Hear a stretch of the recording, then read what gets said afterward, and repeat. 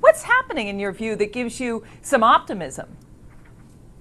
Well, one of the big things that makes me optimistic about the direction for the markets is that we are actually beginning to see consumer sentiment and investor sentiment improve. And I think that's one of the key things that's been really holding back not just the economy on the consumer sentiment side, but on the market side is investor sentiment. If you think about where we were back in March 2009, as far as with earnings effectively at zero and the stock market at historic lows, relatively speaking, the rebound has been quite nice, but actually the fundamentals, the earnings have improved substantially. If you look at the direction of earnings per share on the S&P 500, they have improved well over 1,000%, yet the market isn't up nearly that much. So I think that's really why we see a disconnect between the economy and the markets, is because the markets, to an extent, are still playing catch up with the economy overall. And when you see that improvement in investor sentiment, do you expect then volume to pick up in terms of stock trading,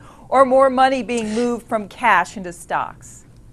Yeah, I'm not anticipating a huge increase in volume. One of the reasons why I think that trading volumes have been fairly subdued is because there's actually been quite a few changes as far as what's been going on Wall Street, and actually global Wall Street, in terms of the amount of proprietary trading by banks and perhaps also high frequency trading. So maybe the elevated volumes that we saw since 2007 would actually be more of an aberration, and we should expect levels which are closer to around the 2003 levels to be somewhat more normal going forward.